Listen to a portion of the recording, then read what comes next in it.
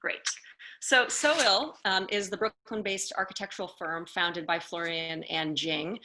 Florian was born in the Netherlands, studied architecture at the Delft University of Technology before working for the Japanese architectural firm Sana in Tokyo. Jing was born in China and was educated in China, Japan, the UK, and the United States, ultimately studying architecture at Tulane University School of Architecture. In 2008, they formed their award-winning practice that they called SOIL, or SOIL, or Solid Objectives, Idenburg and Liu. And I have already warned them that we're going to start with that question a little bit, because there might be some people in the audience who want to hear a little bit more about that. They bring global narratives to their projects, and they're interested in being in dialogue with other cultures and perspectives. They have a highly original voice, and as architects, they help communities connect to their environments through collaboration and participation. SOIL believes that meaningful architecture can develop out of a confluence of universal concepts and local specificities, engendering conversations around issues facing society today. And their experiential architectural projects make use of ambiguity and interpretation, allowing for a study of contrast to emerge. And it's these contrasts that I actually think are super interesting, and I'm hoping we can investigate a little bit further. As an architectural practice, SOIL creates, among other categories, urban spaces, cultural buildings, residences, and workplaces on a variety of scales across geographic and cultural boundaries. Their practice is forward-looking and committed to making architecture adaptable, flexible for our uncertain future, which is why I think they were an inspired choice for this year's Piazza project. And I just want to say a word about the High's ongoing series. The High Museum of Art has been engaging visitors of all ages in participatory art experiences on the Carroll Slater Sifly Piazza since 2014. This year is the 6th iteration of the series. But before we talk about Murmuration, we're going to talk about a whole bunch of other things and kind of end at Murmuration. And as I mentioned, I'm going to put you guys on the spot and ask you to unpack a little bit. What is this SOIL? What does your name actually mean? All right, I will start with that. It's a common question, so it's an easy one for me. I've answered it many times. I know. Yes, as Monica mentioned, that there are many meanings to this, to the name itself, and there could be many more other meanings. When we started the office, some of the ideas we thought that the name can embody is soil, this very earthy material that is, where the architecture practices stand on. So kind of pay tribute and have that always reminding us is a really good start. And it's also a short abbreviation for Solid Objectives, Idenburg Liu. It basically points at the practice we hope to build together is both having a person behind it and not forgetting, there's always people behind the ideas, but also having an idea that is very much tangibly and materially situated in the solid things of the architecture practice. And so that it's not just about ideas. We very much want to make the practice about building, about building, and it's something that we aspire to from the beginning. And before we jump on, we just spoke about it, that often people have make that mistake to have this short hyphen in the middle, and it's actually a long hyphen. It's M dash. And so this visually having a more space in between the soul and the eel, and having that space to take on a very significant meaning is also quite interesting to us as a space, the space where many things can happen. And I guess that's also going to be the central point of today's conversation about the space in between. Yeah. I think actually I've never heard the bit about the M dash, so that's super interesting. This is the hardest one to correct, I can tell you. Well, you may have corrected us a few times during this whole process, so. But I also love the linguistic turn. But I'm gonna advance a little bit because we've got a few kind of temporary installations that we just want to show the audience, because of course you do temporary installations. That is in fact what you did for us. And I guess the question that I have for you guys is, how do these works, how do temporary installations kind of fit within the practice? And I'm just going to be provocative and ask whether they're like idea generators or idea detonators, right? Or is it something completely else? So what you see here is one of our first projects, PS1, MoMA's temporary pavilion for the summer warm-up series. And this is a very important project for us because it really allowed us to sort of explore themes right after the financial crisis when not much was being built. And we realized that in temporary installations, there's really an opportunity to respond very quickly to currents, so to say, to things that are going on around us in the world. Architecture is very slow. Architecture often takes multiple years. Temporary installations allow us to be much more sort of agile and quick and much more in dialogue with what is happening. And so I think it was important that this project was very formative for our practice, and we've continued to do so. And actually, at this moment, we have an exhibition at the Maat Museum in Lisbon that shows 12 of our temporary installations. And what you see here in these slides is some of the work that we are showing in that show as well. And I think what is important for us is that it is both sort of a laboratory to explore ideas, to explore techniques. In the meantime, as mentioned, it's a way to very quickly respond on things that are happening around us. So it is very fundamental part of our practice as well. Yeah, I think thank you for kind of setting that up. We are going to go into the way back machine a little bit with this project, which again is another temporary project. To look a little bit at some of the photographs from this 2011 Hong Kong and Shenzhen Bi-City Biennale of Architecture and Urbanism, and your contribution, Tri-Colonnade. Could you tell us, a little bit about what you were trying to do here? And I guess we're looking at the model here, and maybe I'll advance to a photograph. But what is it that you were trying to respond to? What was the kind of brief for that project? So the project is and it's actually modeled after another curatorial, quite canonical curatorial event that happened in the 80s, and that kind of marked the postmodern, the really official start of the postmodern period in the architectural practice. It's called Strata No Bismarck, and it was about just going down the streets, and there will be a series of facade that was built at that time. And so this is kind of a reincarnation or revisiting of that idea. And we were giving this very shallow territory space for our installation. And we literally just took this, everyone knows what a colonnade is, and everyone can visualize it. And it's a quite stable architectural type and a stable idea, but really destabilizing it and giving it spatial depth. So it's not just a superficial image that's very two-dimensional, but it actually has more depth, and the depth has more nuance to it. So what you saw earlier in earlier slides where you saw the plans, you can see that these columns are creating about 3 interconnected or offset spaces that's getting deeper and deeper. And the colonnade is seemingly marble-like environment, but it's actually this very thin marble veneer that's plastered or that's laminated onto one side of the triangular column. And this column is repeated throughout to make this plan. And then the other 2 sides of the column are cladded with mirror surface.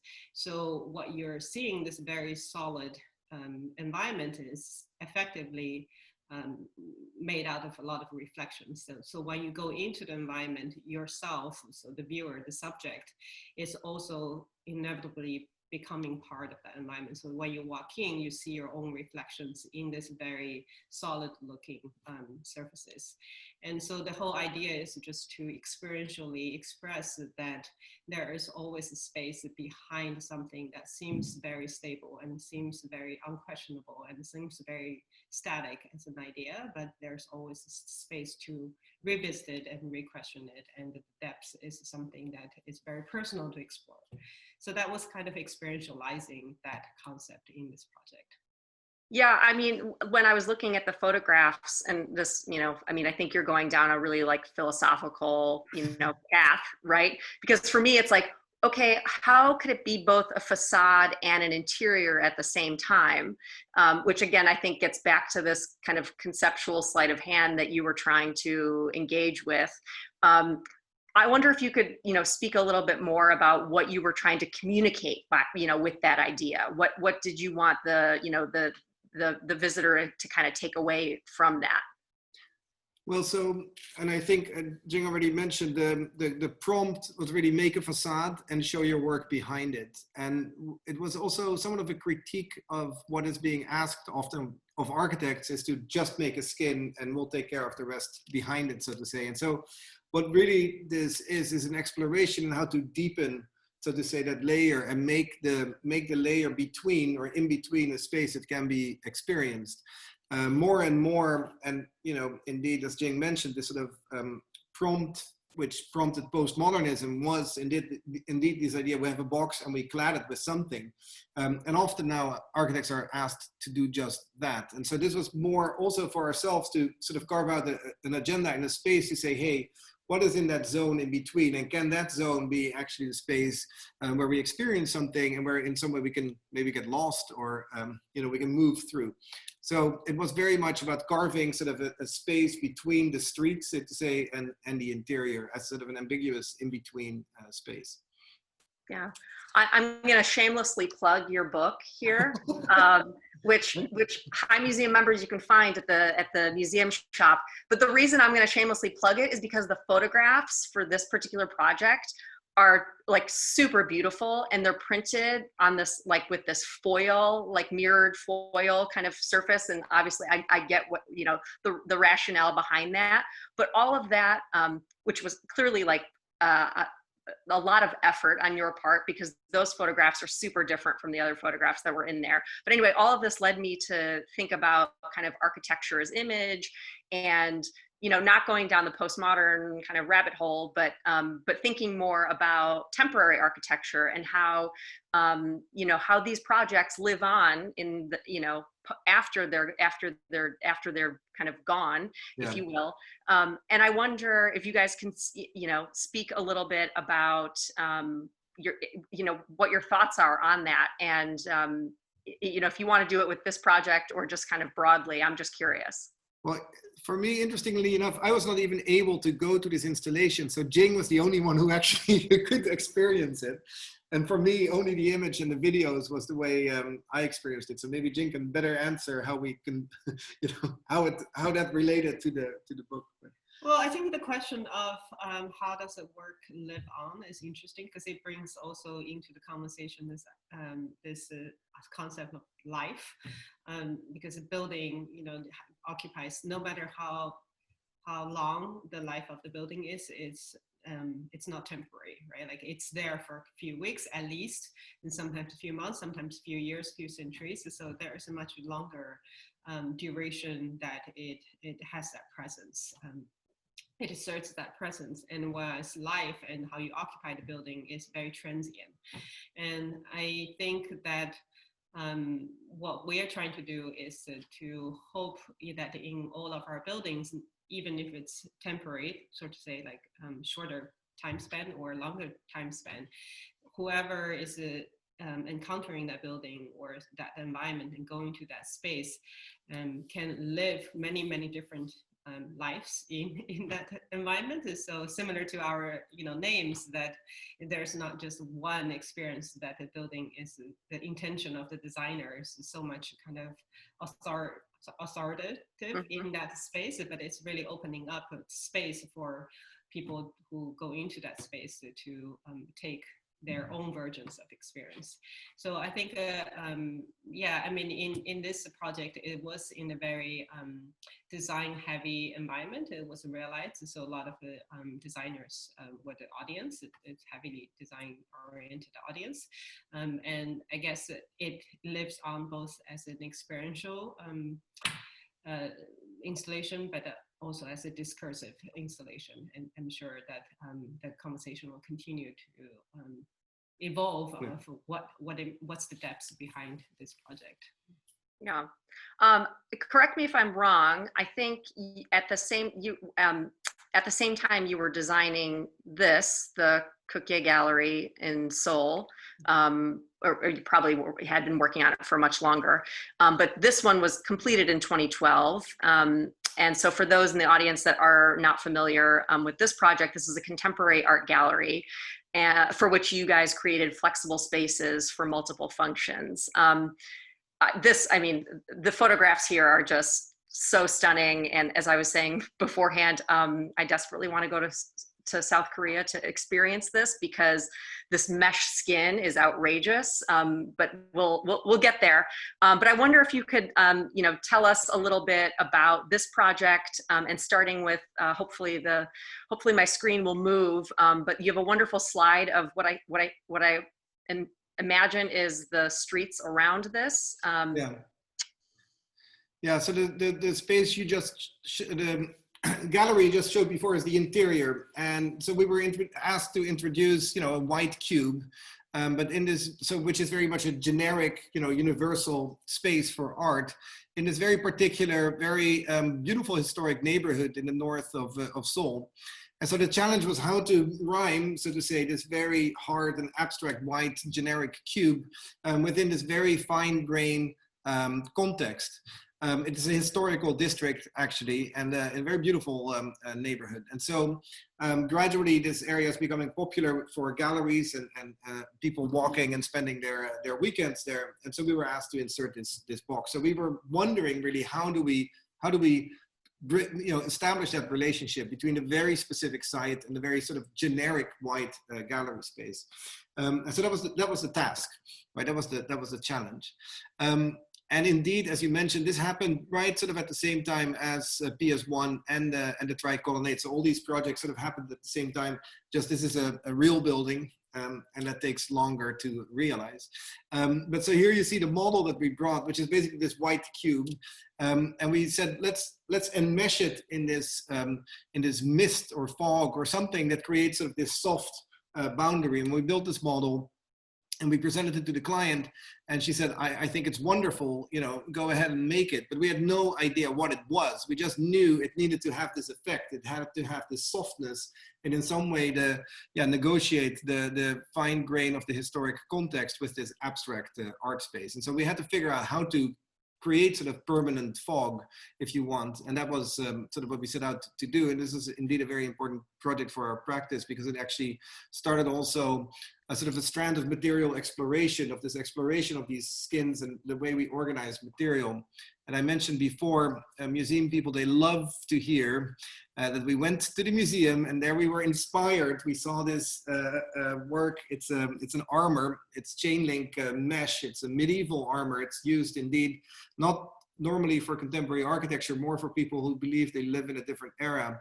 But what you do see it does very well is create this very strong skin, but at the same time allows for double curvature really well, which is very difficult to create. So how do you create a steel exterior skin that also can, you know, be pliable and soft and take on organic form? And that was what when we saw this Chainlink, we realized that there's a possibility there. But this only, you know, exists on the scale of the body. So we had to figure out how to make this on the scale of architecture. And so the next few slides show our journey. And maybe Jing wants to speak about this, but we went to her motherland, to Anping, and to a village. And you found the real makers. Yeah, we made it the makers. Yeah, I mean, Anping is a city, as many Chinese manufacturing cities are. They're just like thousands of small scale manufacturings, all producing things for the entire world, basically. And so Anping is the mecca for steel mesh. They produce a lot of kitchen how do you call that, objects, skillets and cookwares. And then they also produce a large scale mesh for oil refineries. So it's just a city that cranking up all this. Everything that is made from a metal wire, basically. Yeah. From the finest weave to the largest sort of geotextiles. Yeah. So we just went there and started to talk with people. I mean, first actually we found about this town on Alibaba.com at the early phase of this website, and then we realized that this is the place we need to go, and we got in touch with a few people, and when we went there, we realized, okay, we have to organize it ourselves because no one knows how to do this, knows how to read the drawings. So we just got a few workshops together, and in the end developed a method of making it ourselves with our friend engineer at the front. And yeah. How long did that take? And even today we're still collaborating with the workshop, and we're making a series of furnitures with them. So it's a continuous relationship. It's a 15-year relationship already. Yeah. Yeah. So 500,000 rings hand welded together on these 14 large swaths that then were shipped to Korea and actually installed by somebody who normally works in the fishing industry, because the challenge was how to organize the force through these nets. So if you would put it up on one ring, the whole thing would break. It's very heavy, it's stainless steel. So the distribution of the weight was very important. So we had to develop a method of how to clad the building, basically. Yeah. And so here you see, so the interesting thing, because we're in this very fine grain neighborhood, like alleyway area, actually you can never see the building as a whole. And I think this also speaks about architecture and the way we think about it. There's often, people speak about iconicity, the idea that, through one line you can draw the building and it is instantly recognizable. And this building is actually not recognizable at all. You're suddenly there, but it is always too big to capture it, in its totality. So you get close to it. We've used the metaphor or the saying of the 7 blind men that encounter an elephant, and everybody touches a different side of it, and everybody gives a different description, because actually there's not a single way of of seeing it. And so that's how it's being experienced. But there is a proper entrance, right? I mean, yeah, there's 2 entrances actually. There's the front door and a back door. Okay. But it is more, you can't really distance yourself. So basically the alleyways in this small area of town, you suddenly stumble upon the building, and then there's this sort of large abstract form where you don't really know where its boundary actually is. Yeah. Yeah. Well, and speaking of boundaries, I mean, this is something that was bound to come up. But again, I think what everyone freaks out about with this building is, with this mesh skin and this idea of, like, again, what's facade, what's edge, how are you negotiating between those? And, and what you've done is to create something that, again, as an image is soft and from a distance is soft, but then actually it's chainmail. So there's just a huge amount of contradictions that, that are kind of part and parcel of this, which is what makes it a super interesting project. And again, I didn't actually realize that it was so, that the site was so tight that you actually don't get a kind of vista. So, and I guess maybe that contributes to the whole conception of the building. Yeah, no, I think the illegibility is something we were very interested in. And also, I must say, we not only were we inspired by the museum's armor, but actually also we studied quite a bit into traditional Korean pottery and sort of imperfection in form. If you look at ceramics, Korean ceramics, it has a very similar to a Japanese wabi-sabi sort of approach. So there is sort of a beauty in imperfection, or in not the perfect form. So there's a very beautiful, if you go to Seoul, also go to the Liu Museum, they have the largest traditional Korean pottery collection. And there's an incredible set of very beautiful ceramics there.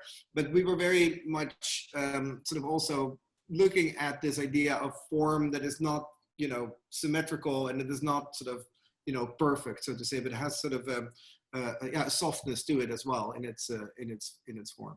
And so what you see here actually is right that in between space. So if you enter into the building, you suddenly go through the first skin in between sort of these layers, which we have sometimes described as sort of a poché, like a, you know, like a transparent poché space, if you want, and then you come into the art space. Yeah. Well, clearly you love making things for art galleries and art museums. What we're looking at now is a fairly recent project that you completed, the Shrem Museum of Art at the University of California at Davis. So for those that don't know, this is a contemporary art museum that also boasts flexible spaces for programming. And I think I'm not alone in saying that the most striking feature is what we're looking at, which is this grand canopy that is at once part of the institution, but also kind of helps to create a public square. And so I guess the first question I have for you guys about this is, you know, can you just tell us about this grand gesture and how it relates to the context, you know, within the context of the museum? Right.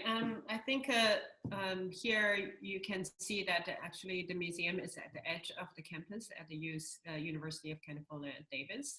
And it's a part of the campus that has multiple cultural organizations. So you see that one of the biggest building in the middle of the image here is the Performing Arts Center, and then there's the Horticulture Center on the left. And the museum is basically at the edge of the campus where the interstate is. And so it's quite far from the center of activity, the student activity is. And the idea, well, the ambition, aspiration for the museum is to become this new student center. Of course, they have student center where you get, you know, hamburgers and hot dogs and stuff. But this is a different kind of student center that maybe you can do your homework, maybe you can do a movie night, and you can have a hip hop dance competition, you know, which all of this happened actually under the grand canopy that we made. And so it's not just about housing the collection of the school, but it's really about making the cultural institution as a place to draw the student life towards itself. And another unique condition here is that it's a very hot climate, as you know, and it's getting hotter and hotter, and to a point of inhospitable. So immediately we thought that in order architecturally to satisfy this desire for people to really do more things around the museum, we also need to think about the space, not just inside of the buildings, but also outside of the buildings. This was a design build competition with a fixed fee, and we realized that the square footage that was asked for the program of the building doesn't take up the entire site. So the simple response would be to just take over half of the building site and leave the rest as a empty space. But we purposefully actually took over the entire site and tried to redistribute kind of the money in a way, the resources in a way that we're able to create this grand canopy that covers the entire site and make the entire site shaded and more conducive to occupation, and then also shading the building volume themselves so that the buildings are slightly passively cooled. So that was the initial kind of thought in response to the project.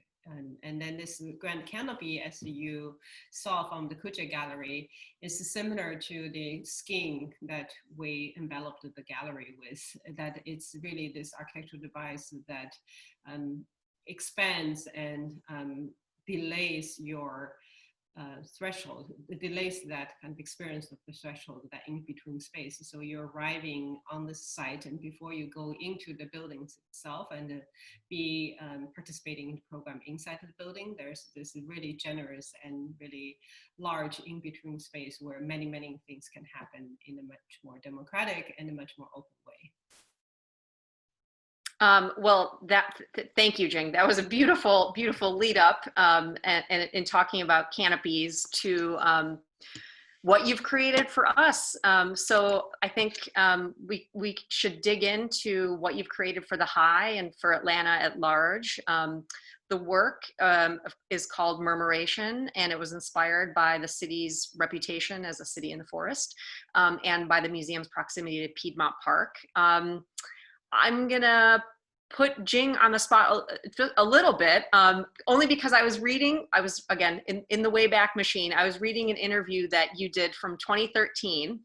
Upon being recognized as an emerging voice by the Architectural League of New York, Jing, you commented, quote, "We always want to experiment, but in a very controlled environment and process." And that's where I want to start, because I actually think that you can argue that Murmuration is an example of this kind of experimentation within a defined space. And for those that are watching that haven't experienced the piazza, it's essentially the museum's porch, if you will. So I wonder if you guys can tell us a little bit about how you approached this brief. Yeah, I think, I guess there are two things that we tried to experiment and take a risk here. And I'm really grateful that the museum embarked on this journey and taking the risk together with us. And the risk actually got a little bit more complex because of the timing of 2020.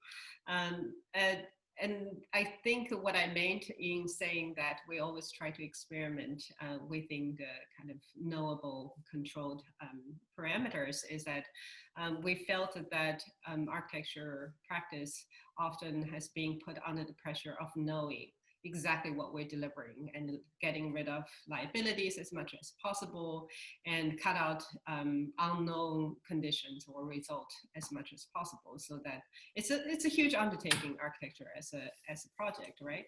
So this fear of the unknown and the risk is definitely legitimate, but also if we don't we're not willing to take some risks, some measured risks, and if we're not willing to be sometimes maybe a little bit uncomfortable with not knowing exactly what the result is, we are also not gaining new knowledge. So to really create the space for new knowledge forming, we do need to be comfortable with taking risks. But I think there is a process of doing that without ending in a disastrous place, just by really knowing where your boundary is and knowing what are the risks, what are the skills that we can arm ourselves in taking risk together with collaborators, with engineers, with people who know maybe things we don't know much better, so we can collectively kind of expand our realm of practice. So in this one, I think there are two things we took risk. One is the geometric,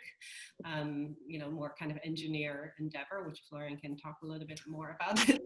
And then the other one is also like we spoke with the museum many times in the beginning, how many more species can we incorporate as occupants, as participant in this project. Murmuration points towards, we really wanted to get many birds as possible as part of the visitors of our installation. And because it was supposed to also coincide, the opening of the installation was supposed to coincide with the timing of a lot of migratory birds traveling to Atlanta. So I think to have other visitors and other participants in the museum, around the museum, is definitely a risk that the museum was willing to take with us, which was very exciting. You want to talk about the structure? Well, let's see what Monica maybe has. Oh no, I was just gonna ask, because I mean I was gonna ask whether that was the biggest challenge, or what is there something else that you want to tell us about in terms of again, risk taking or challenges with this installation?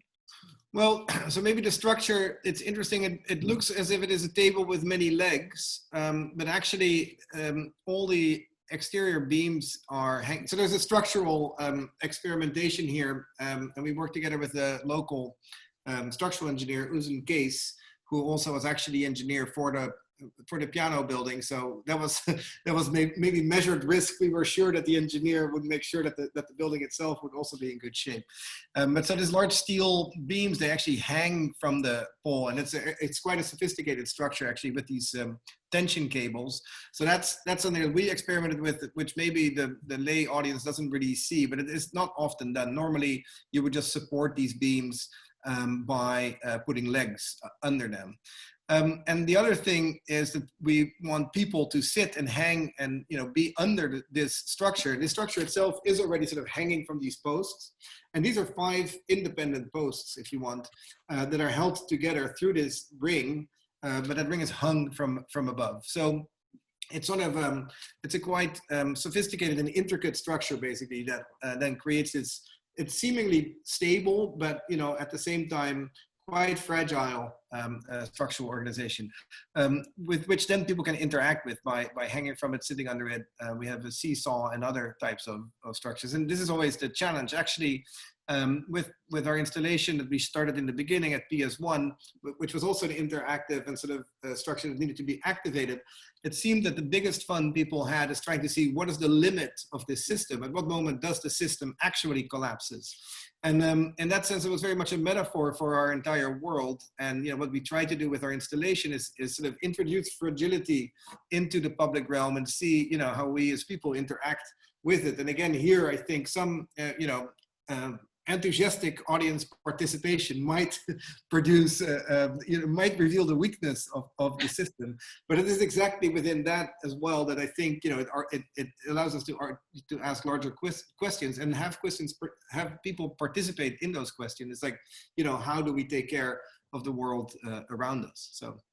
Well, speaking of larger questions, and now I'm going to put you on the spot a little bit. I'm bringing this up because, you guys, as a practice, you think about museums a lot. But I'm going to bring up, Florian, your recent criticism of museums, this rather polemical article. And for those that haven't read it, it was published on June 17th, and it was titled, "I Design Museums for a Living. Here's Why Their Boarded Up Lobbies Are Sending All the Wrong Messages Right Now." Basically, you're arguing that the plywood obscuring the entrances at this time were actually an extension of the glass storefront. Again, thinking about thresholds and boundaries, which is something that your practice thinks about a lot. And that these spaces are really only inviting for those that know how to operate within these elite spheres.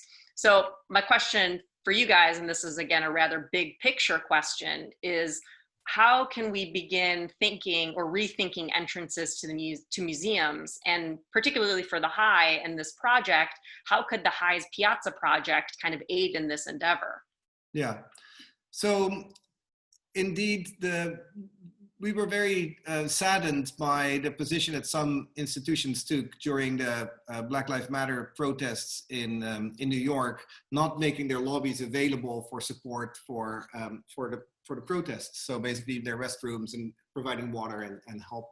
And we very much believe in public institutions as the space in which the most sort of advanced conversations can happen that we need in society. Or it would be great if our institutions are the places where those conversations can take place. And at the moment that these institutions that often call their ground floors lobbies or piazzas for that matter, or public squares, they allude in their naming to really open and democratic spaces. At the moment that they are not welcoming these conversations, I think we're losing the potential of these institutions that we hold so dear.